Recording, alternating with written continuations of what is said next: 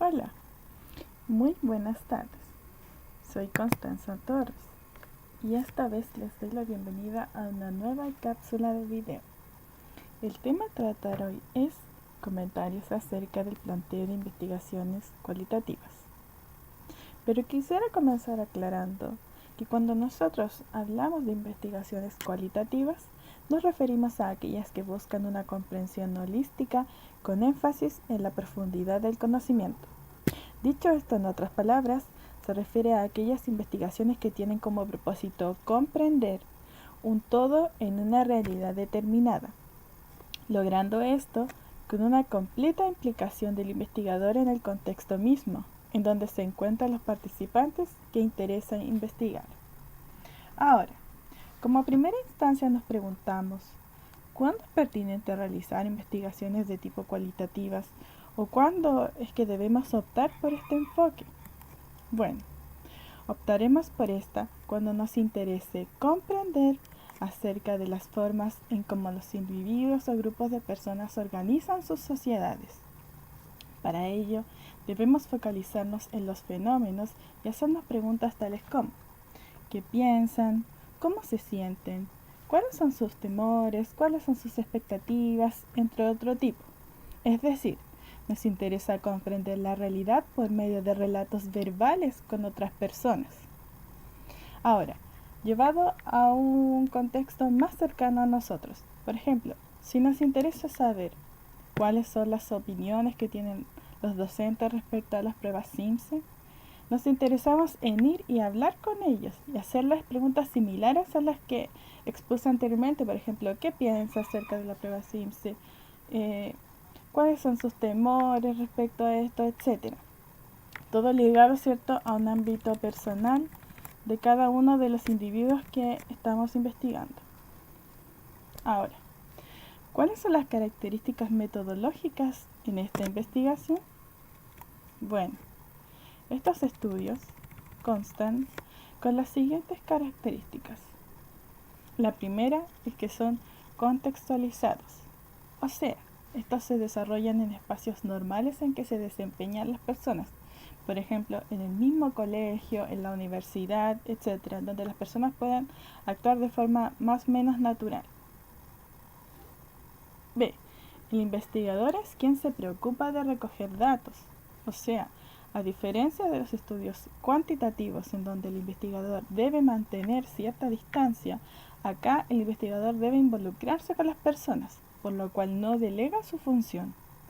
Esto le permite muchas veces recoger datos que no tenía previsto y le permite una comprensión más holística de la realidad. C. Su técnica para recoger datos es abierta, es decir, posibilita obtener datos no previstos. Por ejemplo, cuando se realizan distintas entrevistas, normalmente de respuesta semiestructurada o más bien abierta, es posible que el entrevistado nos entregue datos que no teníamos previsto obtener, pero de igual forma es información valiosa para nuestra investigación. D. El muestreo es intencional. Acá los participantes se escogen de forma deliberada y no interesa generalizar, sino más bien abarcar lo más posible una realidad a través de distintos sujetos con el fin de comprender la realidad de forma más cabal.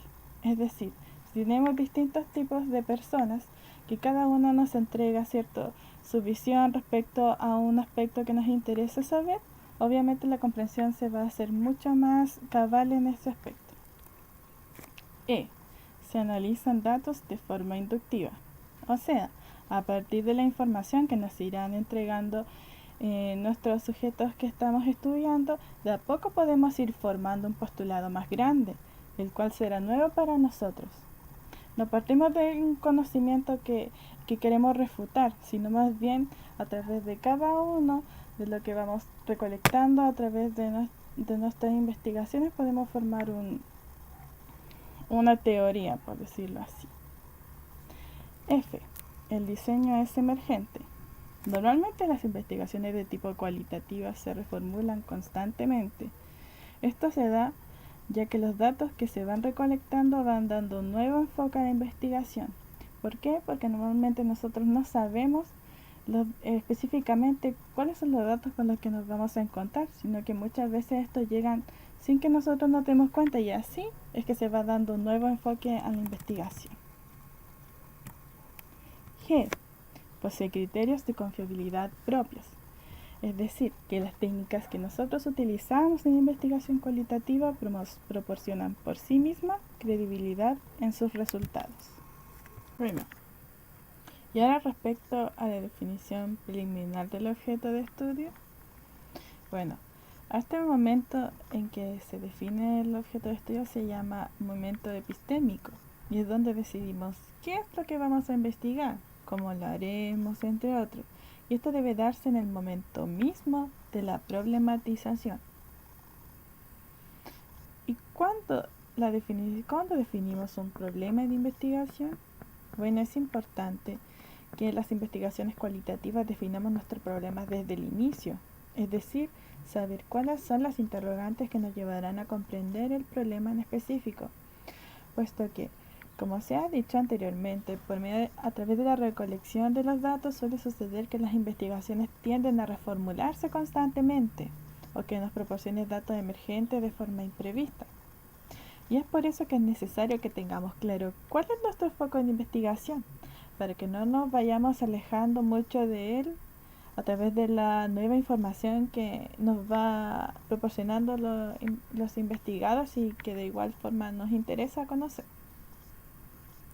Respecto al marco teórico y la exploración bibliográfica, bueno, la teoría en el enfoque cualitativo tiene carácter de espiral, es decir, que va y viene y posee una completa relación en cómo se está llevando la investigación.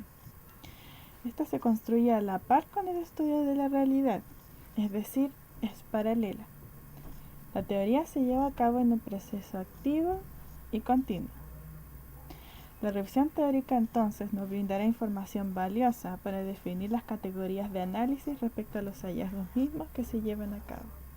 Es decir, de forma bastante resumida, la teoría se va recolectando a la par en que nosotros vamos realizando nuestra investigación, nuestra recolección de datos.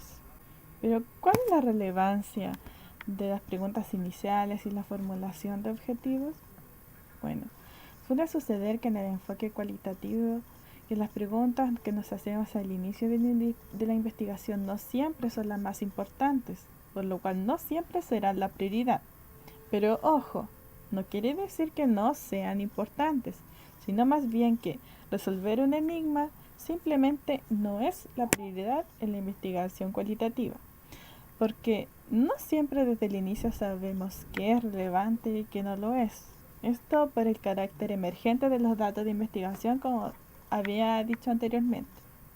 Gracias a lo expuesto, es que se enfoca mucho más en entender cómo es que se desarrolla un objeto de estudio antes que resolver las preguntas que nos hicimos en forma previa. ¿Y cómo se desarrolla la investigación? Bueno, la investigación cualitativa se desarrolla en tres principales partes. La primera parte es la recopilación de datos. Esto se realiza principalmente por medio de la observación directa, a través de entrevistas también. Una vez que nosotros recopilamos esos datos, pasamos a una segunda fase, que es el análisis de estos. Acá se logran distintos hallazgos y se elaboran teorías. Finalmente se realiza un informe de investigación en donde se da un sentido y significado a los datos respecto del contexto que nosotros investigamos. Bueno, para ir finalizando con este video, hablaremos de las fases de la investigación cualitativa. Bueno, esta consta de 5 fases, las cuales son una primera, que es el planteamiento del problema, en donde se identifica el problema, ¿cierto? El problema de investigación, las perspectivas teóricas y los objetos de la investigación.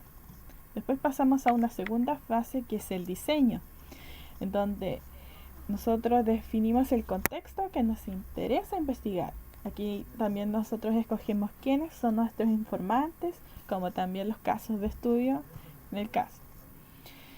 Una tercera fase es la entrada, en donde a aquellas personas que seleccionamos con anterioridad se le van a aplicar las entrevistas y vamos a observarlas.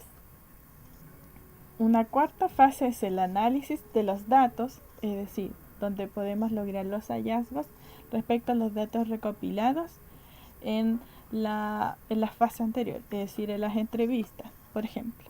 Y finalmente hay una escritura de un informe. Este es el proceso final y termina con la redacción del mismo, en donde se plasma todo lo anteriormente expuesto, es decir, todas las fases que nombré anteriormente. Se pone todo esto en la escritura de un informe. Y bueno, y con esto concluye nuestra cápsula del día de hoy. Espero que haya sido de su agrado y que a la misma vez haya aclarado sus contenidos. Nos vemos en la próxima.